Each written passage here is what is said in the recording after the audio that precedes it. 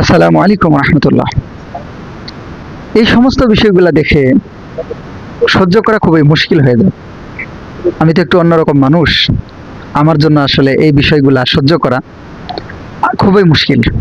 আমার খুবই খারাপ লাগে এবং অনেক রাগ হয়।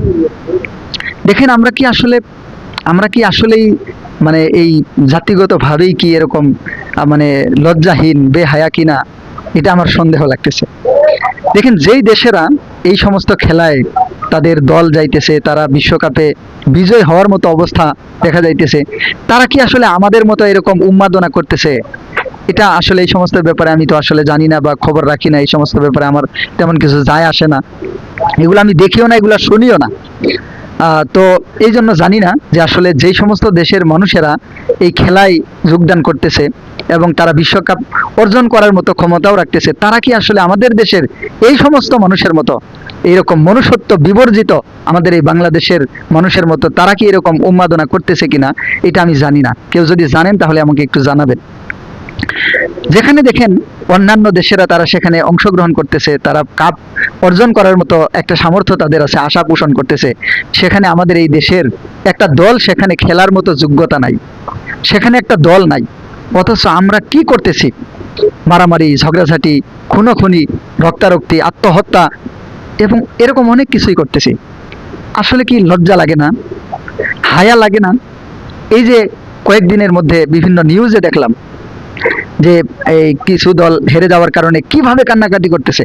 ওর বাপ যেদিন মারা গেছে সেই দিন হয়তো সে ওইভাবে কান্দে নাই, ওর মা যেদিন মারা গেছে সেই দিনও হয়তো সে ওইভাবে কান্দে নাই, আর এই দলের জন্য সে কিভাবে কান্নাকাটি করতেছে। কতটুকু নির্লজ্জ, বেহায়া, মনুষ্যত্ব বিবর্জিত হলে মানুষ এমনটা হতে পারে। জানি না এদের আসলে মনুষ্যত্ব বুঝ বিচারটা কোথায়। লজ্জা লাগা উচিত। যেখানে আমরা ওদেরকে নিয়ে এত কিছু করতেছি, আমাদের চিন্তাটা কি? যে আমরা হয়তো এরকম একটা দল সামনে হয়তো করতে পারি যারা মানে এমন একটা কিছু করতে পারে, এই নিয়ে কি চিন্তা ফিকির আছে? এই নিয়ে কি কোনো তদবির চেষ্টা আছে? যদি আমরা দেখি যারা বিশেষ করে উঠতি বয়সের একদল পোলাপান ছেলে মেয়ে, তারাই তো এর সাথে বেশি সম্পৃক্ত, তারা এটা নিয়ে বেশি মাতামাতি করতেছে।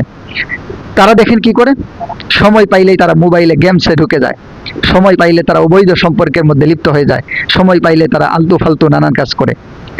এই জন্য এই যে যারা আজকে তার বাপ মরলে যেরকম কাঁদবে না, এর চাইতে বেশি কান্নাকাটি করতেছে, রক্তারক্তি করতেছে যে জিনিসটা নিয়ে, ওই ব্যাপার নিয়ে কি এদের কোনো চিন্তা ফিকির আছে? ওখানে অংশগ্রহণ করার মতো যোগ্যতা অর্জন করা, ওখানে আমরা ওখানেও যেন যেতে পারি, এরকম কোনো ফিকির করা, এটা কি এদের ভিতরে আছে? এটা নাই। তো আসলে জানি না লজ্জা কোন দিন হবে এদের, হায়া কোন দিন হবে এদের, মানুষ কোন দিন হবে এরা।